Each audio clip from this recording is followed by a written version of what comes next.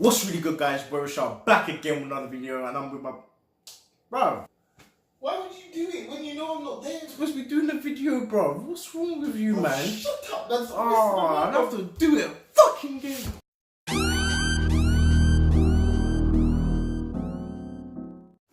What's really good, guys? Borisha back again with another video. I'm here with my boy Jarrel, and we're back with another review. I'm gonna be reviewing The Umbrella Academy. Major spoilers, so you haven't seen it. Watch the thing, man. Just watch it, come back, and we can get straight into it. A few moments later. So we're just going to start off by talking about what we liked about the series. It's 10 episodes long. It's another superhero themed show that we all like. What do you like about the show? Well, the first thing that stood out to me... It sounds like, you know the one from Simpsons? Well, you might remember me from Simpsons. You mad, What's his name? Troy McClure. I'm Troy McClure. You may remember me from such movies as Cry Yuma and Here Comes the Coast Guard.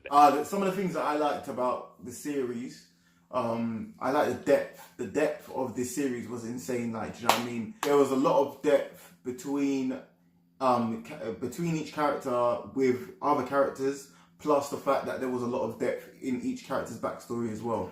Yeah, it was a very character-driven story. Like, the plot wasn't as strong as I would hoped it to be, but the characters, they kept me invested from the first episode. I was hooked. There was a lot of unanswered questions. A lot of that unanswered left questions, you guessing, yeah. And I felt like a lot of the first bit of me watching the series was me actually trying to guess as to what kind of universe it was. Yeah. Like, do you know what I mean? What is the vastness of, how their powers are used? Is it very, like, low-key? And, because they didn't, I feel like a lot of, like, from the beginning, it wasn't, like, shown, like, the extent of their powers. No, because you know didn't really see them anybody use them that much. Yeah, no, you didn't. First person that I think we saw use their powers was Diego, when you see him throwing knives as a vigilante. Yeah. No, obviously Luther was big, but Luther was big, why. Yeah. Instant, like, big, this is the first shot you see him, he's in space, and his back's just looking dumb, wedge trapped. He looked like a Beyblade, bro. And they even cussed him like, bro, like, that trench coat is not fooling no one, but no one really commented on them. Do you know what? I like the flashbacks because they actually gave a lot more layers to the characters than what you saw. It was very frustrating for me to see them not interacting with each other in a way that I wanted them to. Like, sometimes there'll be a situation and it would have been resolved so easily if they just talked. So I feel like the flashbacks gave me an insight to why those characters ended up how they were at the end. It had a very anime feel. Yeah, it was more like very episodic. And the flashbacks were there to supplement your feels and to give you a good insight into the character. So yeah, anime does that a lot. Like, especially Shonen. Shonen does that a lot. So who's your favorite character? I'd say my favorite character was Five. Five showed probably the most, like, depth and unanswered questions as well. Yeah, you got the persona of a man that's like 50. Was he 58? He's about 13 or 68. Yeah, trapped in a 13-year-old's body. Obviously, you know that he was part of the team. He's left. He's gone into the future. He's come back. He said that he's gotten to a certain age and he's only appearing in this body. So what he's gone through, obviously post-apocalypse, nobody knows. They showed little clips of it throughout, like him growing and him getting a little bit older. And going crazy. Yeah. They didn't really touch on the fact that he lost his mind at one. You would do, though. Yeah, you would. The whole thing with Dolores is like, bruv, like, people get attached to photos and stuff. Like, if a relative died and you had one photo of them, you would cherish that no matter what. So the fact that he was very attached to the mannequin didn't feel strange to me. It just felt sad. You know what I'm saying? Bro, this was a 13-year-old that was alone from the age of 13 to 58, 68. And you don't even know what he experienced during that time. You know what I'm saying? Vanya was my second favourite character now. I like the depth of her character, plus obviously the revelations that you find out, like, going into the story and, like, hitting up around, like, maybe episode 8 and 7. She was almost an outcast of the whole group, to the point that she didn't get an outcast. Of a group of outcasts. Oh yeah, literally. And which must have been terrible for her. She didn't get a mention in any of the, like, pretty much, I didn't even know that she existed until, like, I don't know what. I don't remember when I realised that she wasn't a part of the wider group. I think it's when you first see the bank robbery scene and she's with the dad on the rooftop. Yeah. And I'm just like, oh shit. because I didn't realize that she didn't have powers until a little bit after that. Yeah. I feel like the trauma of all the children were unique to them, and Vanya's trauma was the fact that she was someone that wanted to be special, was around all these special people, but was just constantly told that she wasn't. Yeah. And no one acknowledged her. They didn't really respect her, and it was painful to watch her scene sometimes. Like when she came to the house for the funeral and stuff, no one wanted to be around her, and I was just like, even when they were having group meetings, they didn't include her and stuff. That was. And you could tell that they knew that what they were doing was wrong, but they just didn't think of including it. It just didn't occur to them that Vanya needs to be there. Like they talk about the end of the world, and they didn't even include their sister. Like, you know what I'm saying? It was very bad. Obviously, they kind of sectioned her off as well because of the whole thing with Hazel and Cha-Cha when they came in the house. That was the point where that was the point where they actually like kind of said that she needs to be separate because they don't want her to get hurt. The fact that she didn't have powers, like. It's not an excuse. Yeah, it's just not an excuse to treat her like that. Because and even when it showed through the flashbacks towards the end of the last episode, when it was going through the scenes of them and interacting with her as kids going through the hall, when she's going to all of their rooms, you could tell that she wasn't really shown that much love. At the end of the day, it's an orphanage. Obviously, there's loads of kids in there that aren't directly related, even though they were technically grown up as brothers. No one really pushed them to take care of each other in that way. Like I feel like the dad, like he just wanted weapons. He wanted them to be a team above all else. There was one time that man said, fun time is reduced to Saturdays between 12 and 12:30. Fam. I was like, bro, what are you saying these are jobs, bro? Jobs, bro. It's not recreational, blood. But what superhero that actually fights crime because it's their job. They do it because it's their passion and they love it. He built them to be weapons so they could protect the world, and that's what they needed to do. Literally. Friendships, relationships, all of that came third, fourth, and fifth. Yeah, fifth. 100%. You know what I'm saying, man trained them, and that's it. Like he was like the darkest Xavier you'd ever see, bro. Darkest, bro. I'd say that the dad reminded me a lot of Xavier, and it kind of reminded me of the Phoenix storyline trying to limit her. When he limited her, and he obviously put the mind barriers in her brain, like to stop her from using her full extent of her power. He used Allison to brainwash her into thinking that she was ordinary, which was another thing. Obviously, the compulsion itself had an effect on her that was traumatic. Her life, because I'm guessing that it was probably the only one time that she said about "you're very ordinary," and that stayed with her from that point till the end. Harold Jenkins was trying to tell her that she did have power. She was very reluctant to believe that. You can tell that obviously her brainwashing was incorporated into that. It was just very sad to see someone that had so much potential, and her turning into a villain. It was inevitable at that point. Yeah, it was. You can't go through that much trauma, that much abuse, and not have the emotional baggage to try and just kill everyone that pisses you off. The thing that I liked most about Vanya is that not just the trauma made her evil or turn into a villain, it's the fact that she was almost like that from the very beginning. Yeah. Like she killed all of her nannies, because she didn't want to eat the oatmeal. Yeah. So let's just run through the characters and see what we were saying about it. So Luther obviously seemed like he was a model son, like dedicated to serving out his father's wishes, any whim that came across. That's how it seemed. Do you know what I mean? He was the poster boy. He was the main one. He was the leader. He was the leader as well. Number one.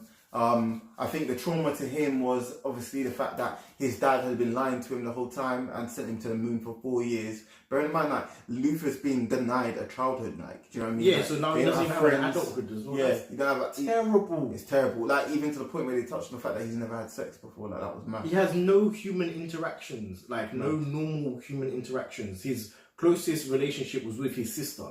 Next is number 2. Diego.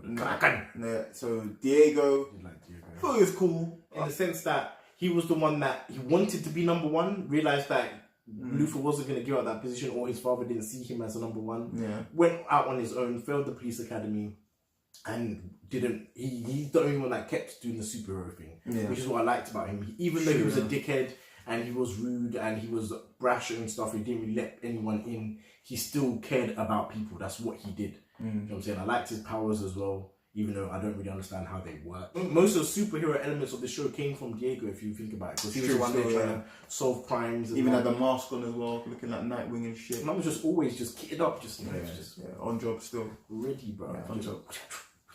Like, should have killed. Allison, number 3. Now, I actually didn't mention her as one of my favourites, but I think she's one of my favourites. Allison was sick because it showed, like me and Rashad were having a debate about it, and I was saying that she's technically the most powerful out of the group, because she can influence anybody, and anybody that is in there, she can influence them. And I felt the backstory about her and how her powers affected her life was sick as well. That is a good way to show how your powers could actually, how misusing your powers could actually have an adverse effect on your life. Because she had everything she wanted until she kept using her powers to get things that she didn't really need to use her powers for, like making her daughter go to sleep, making someone, probably her husband, fall in love with her, getting movie roles and stuff like that. They didn't really go into too much depth. It was just perfect. How her powers worked. In the car, just hearing the voices of her saying it, banging, nothing more. Didn't need to hear anything more. You gave me everything I needed. Well, it was a shock though, because when you heard it, you're like, oh shit, she's been doing some dirt. See, that's what you do, like real life shit. Like, I would do that. If my child was making mess up and that, and they were giving me, instead of beating them, I'd be like, I heard a rumour you went and beat yourself. Come on. What the fuck? I had a rumour you cleaned your room, and that is what most people would say. But what you don't realise is that her doing that is actually taking someone's free will away, which is a dark aspect of it. Like, to you, it might just be like, okay, she's not listening to what I'm asking her to do. Let me make her do it. But the fact that she's not listening to you is free will in its purity. You know what I'm saying? So for her to take away a child's free will just because she's not listening to her, it's very twisted. You know, you're making everybody bend around what your life impulses are. It's kind of fucked up. Although she wasn't like a massive role in the group, she was the only one out of them that had her head screwed on enough to try and contact and get through to Vanya. And that's what I was gonna say as well. The fact that she, no matter what happened, even though she did fuck up a couple times with the way that she was talking about Vanya's new boyfriend and that, she always kept saying that she just wanted to be a good sister to her. Before Klause. What do you think about Klause, man? Klause is my favorite. Well, Five and Klause are my favorite characters. Klause was my favorite character because even though he didn't seem like he brought a lot to the team, and me and Joe were talking about what he actually did on missions, he was, for me, and probably tied with Vanya, one of the most traumatized out of them, the ones that were the most abused. His father kept him in a mausoleum when he was younger so that he could talk to dead, and that must have been terrifying for a child, bro. The fact that he have all the deads and that, the dead people trying to contact him all the time. The fact that his brother Ben was now, for some strange reason, attached to him forever, so he can't get away from him and stuff like that. He was self-medicating, drug addict. I'm pretty sure he cannot die, fam. There's been a lot of situations where he should have died or felt pain or something like that. He's just there, like, calm. Like, I thought it was his personality at first, but I'm like, bro, nobody can go through this. You're talking about Hazel and Charter? Yeah, when they're torturing him, man's getting a boner when they're... He's like Quagmire, like... Yeah, kind of like... Yeah, like, he's getting a boner while they're choking him out and that, and like... But I'm thinking, bro, no one, like, Hazel and Charter couldn't get through to him. Yeah. They could not get the answers that they wanted from him. To the point they gave up, that was mad. Considering these lot are, like, established time bandits, bro. Like, you know what I'm saying? Like, this is their job. And they were very good at it. Like, Five even said that they're very good at it. And the fact that they couldn't even get through, they were just like, bro, they're like, what's wrong with this guy? You know what I'm saying? Like, what made me really like Klause is, I remember the scene where he came back from the future. And he was crying and shit. And I was like, bruv, what the fuck happened? Fuck has he gone through, bro? And I hoped that they did delve into it. I hope that they didn't just miss it out, but they did show little flashbacks of him in the army and that. It was very quick, so you didn't really get too much of it. And like the relationship that he had with the guy Dave that happened very quickly as well. The inconsistency that I say with Klause's story is that he was still a drug addict he was still not clean when he came back, which was weird. He'd been gone for a year. Yeah. Why wasn't he clean in that time? And I know obviously he could probably get drugs in Vietnam and that, but with it, what he was doing, as in being in the war and fucking the guy that he liked, I don't think Dave would really like him. Yeah, I don't think he'd be thinking about drugs if he had someone that cared about him and stuff like that. So obviously I'm not addicted to drugs in that way, so I don't really know. I can't really speak from that experience. But for me, it seems very weird. I thought he was gonna come back and be like completely in control of his powers and shit, and be like clued up on shit. Like he's come back different, and he was interacting with the group a lot more after he came back as well. Yeah, true. But for him to start, and like when he was throwing his drugs away and shit, I was like, yeah, he's actually turned over a new leaf. And Diego noticed straight away. Yeah, and that was sick as well, because Diego, before that was an asshole to everybody but Klause. And I was thinking, why is no one trying to find Klause? They didn't realise that he'd been kidnapped. But when Klause was upset and he went to the veterans club, Diego didn't fuck off. He came back for him, and that's what I liked about their relationship. Yeah, that was probably the most. That obviously between them, you'd say that it was Klause and Diego, Allison and Luther. 5 was on his ones, and he just didn't trust none of them. But then again, Klause is still very close to 6. Yeah. When before the rewind happened, the first rewind happened, Klause also had time with Luther. Luther was going through his shit. So they did actually, even though it was very frustrating that they didn't talk to each other for the first half of the series, towards the end they did all have sort of like interactions with each other, which was very good to see. A bit upsetting that they didn't really get to touch on Klause's powers because he was very useless.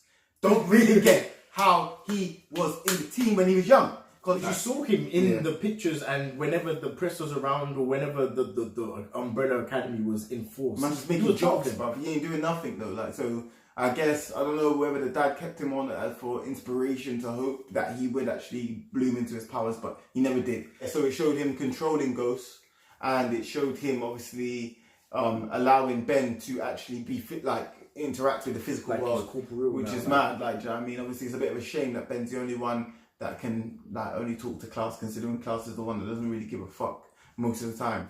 So yeah, I think one of the biggest mysteries of this show, and something that I personally want to know a lot of, is about Ben. So Ben, you see him in the flashback with the bank robbery. He has like tentacles that come out of his chest. I didn't see that until like I saw one of the toys and it had it, and I was like, oh shit, that's actually his power. Like before, you just saw shadows and people screaming and shit. Did you research what it was? Nah, I don't know. Oh, I did. Apparently he has parasites that live underneath his skin that are from a different dimension. Oh shit. Yeah, so okay. But he could release them at any point in time, and that's his. Did it hurt him to release them or anything like that? Because remember when at the end he was screaming? Probably he was. It probably hurt him, innit? Hopefully, I'll show a flashback with him, like Ben right now. I feel like it's gonna be bad because remember Klause is like, "Oh, you didn't ask to die violently." Maybe the parasites ate him. The actual quote on the statue was that, "I hope the darkness inside you finds light," or something like that. So maybe you're right. It did like consume him at the end, and either they had to take him out, or it just, I don't know, ate him alive. I don't know.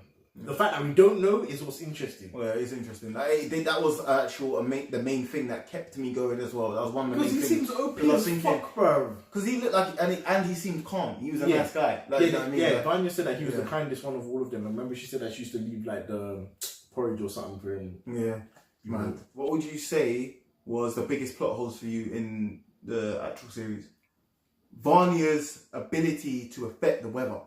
Okay. That was weird. When they went in depth about her powers, it seemed as though it was sound conversion to energy. If Vanya's powers have got to do with sound manipulation into energy, as you said, why did the weather change when she changed her emotions? Yeah, that was weird. Because if you control frequency, you can break down the bonds between the atoms, which could completely disintegrate do you know what I'm saying? Theory. Yeah, her powers are ridiculous. How it affects the weather, I am not sure. Because that's the only thing that it doesn't really make sense. Okay, she can create a pulse of energy around her. Cool. See when she was walking and she was angry and the poles are like all bending towards her. You can say that's like a pulse of energy that's just manifesting around her and affecting the world as she sees fit.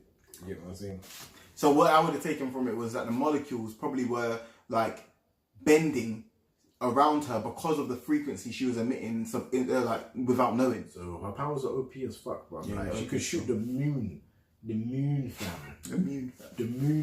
Yeah, from Earth, bro. That was fucked, bro. That was an instant connection. Her power traveled light years, fam. Yeah. You know what I'm saying? Like, what?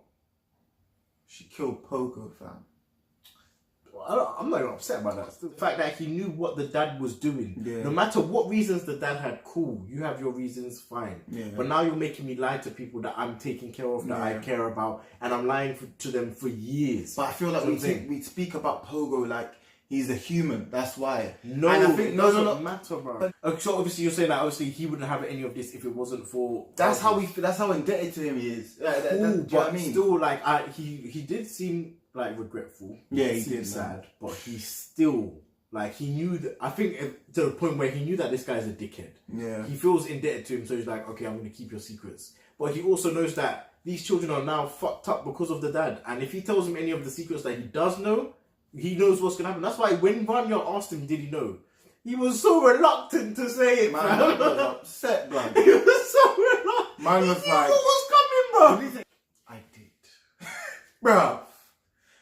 2 levitation up, fam. Luther was angry at Pogo the most because he did say, he's like, you're the one that we trusted the most and you've been lying to us for this long. Yeah. And they expected it from him. And they didn't trust no one else but Pogo like that. Like, he was the one that, he was, even when him and Diego fighting and Pogo was like, enough is enough, like, they was like, sorry, Pogo. He come like he was like kind of like their dad, to be fair. Yeah, man, just beat them with them monkey fists.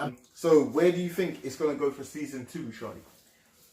Well, the last thing we saw of them was Five obviously trying his best to change time or travel through time. It wasn't Vanya exploding, getting angry that destroyed the world. It was Vanya destroying the moon that caused the apocalypse, bro. Yeah. So they inadvertently still caused the apocalypse to happen. Yeah. So they have to take care of Vanya, bro. That's probably why they took her with them.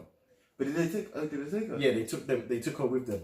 I'm guessing it's going to be some sort of reform for Vanya and them actually really properly trying to take care of her. It's going to be different because obviously it's going to be all attention on her now. Hopefully we get some more insight into the dad and where he's from. I think that's where they'll go with it, you know. Yeah. Hopefully they'll try and go back to a time where it kind of shows when he first came and what those lights and what his actual plan for them was, because he did know a lot about things, like even to the point where he knew what their powers were or the potential their powers had before they did.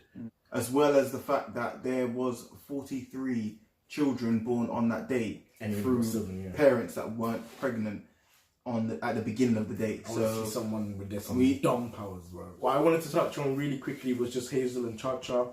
I know watching it, it was very good with like the development that they got. I feel like they were just used as a physical antagonist that Five had to go against.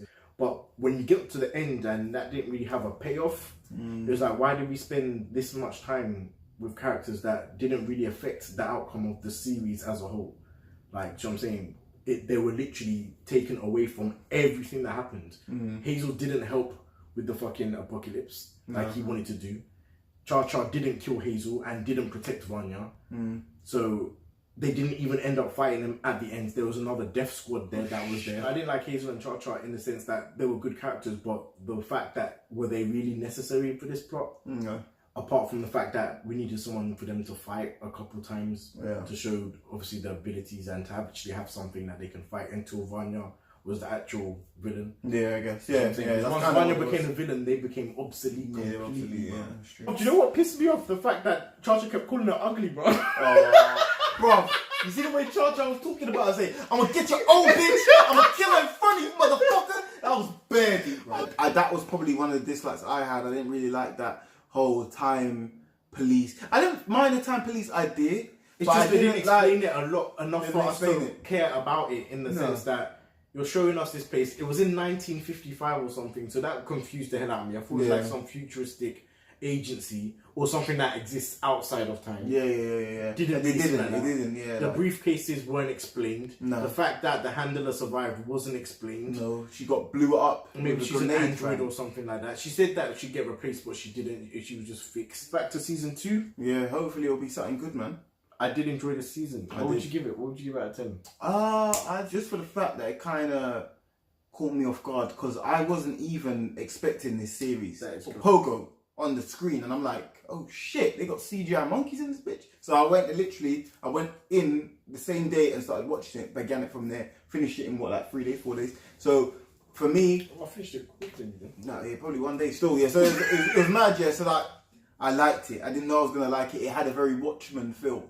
And that's what I liked about it most. Like, it was very dark. Like superheroes with trauma vibes. Yeah, superhero. That Jessica Jones trauma, other side of being a superhero. Yeah, it's not capes and smiles and saving kittens out of trees. And so like, I liked it. I would give this a 8.5. 8.5. I was going to say that, 8.5. I'll give it an 8.5. I did enjoy it. Umbrella Academy 8.5, because that was, I think because it was surprising, that's what boosted it a little bit more. But yeah, guys, that concludes our review of the Umbrella Academy Netflix series. Let us know down in the comments below what you thought of it. Yeah. Subscribe if you're new to the channel. Follow us on Instagram, Twitter, Facebook. All of that will be in the description below. And as usual, we'll see you on the next one. Peace. About the fucking flex.